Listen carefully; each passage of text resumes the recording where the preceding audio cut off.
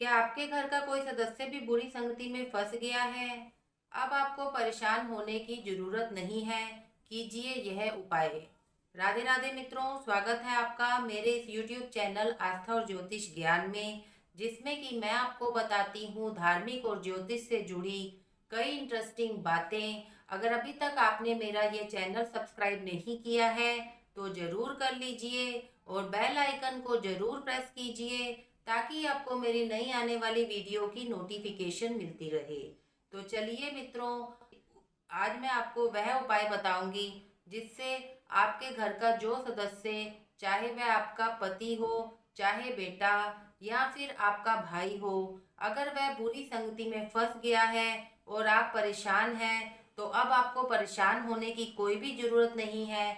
मैं आज आपको एक ऐसा उपाय बताऊंगी जिससे वह व्यक्ति बुरी संगति को छोड़ने का प्रयास करेगा और जल्द ही उसमें सफल भी हो जाएगा।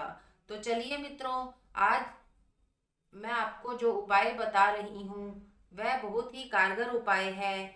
मैं हमने देखा है आजकल जो भी जनरेशन चल रही है, आजकल की यह बहुत बड़ी समस्या बन गई है कि हमारे घर के सदस्य, जो भी पुरुष सदस्य हैं, वह बुरी संगति में फंस जाते हैं और वह बुरी आदतें सीख जाते हैं, जिसके कारण घर के सदस्य परेशान रहना शुरू हो जाते हैं और वह उस संगति को छोड़ने का नाम भी नहीं लेते हैं।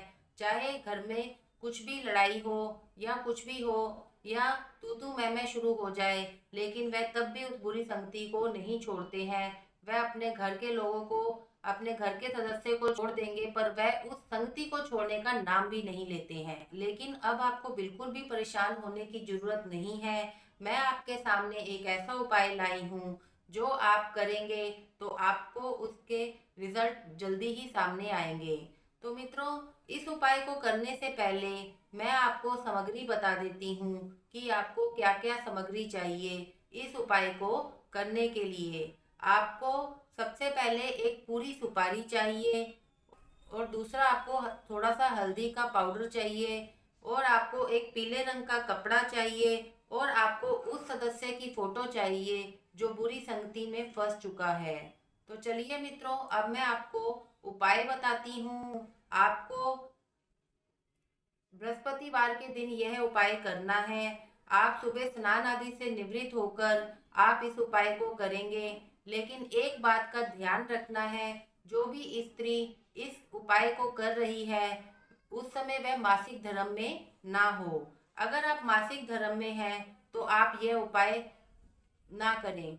तो अब मैं आपको उपाय बताती हूँ। बृहस्पतिवार के दिन आपको स्नान आदि से निवृत्त होकर अपने घर के मंदिर में जाना है और भगवान विष्णु की पूजा करनी है, उनका स्मरण करना है और उनके सामने वह पीले रंग का कपड़ा बिछा देना है और उस कपड़े के ऊपर आपको उस व्यक्ति की फोटो रख देनी है जो बुरी संगति में फंस चुका है।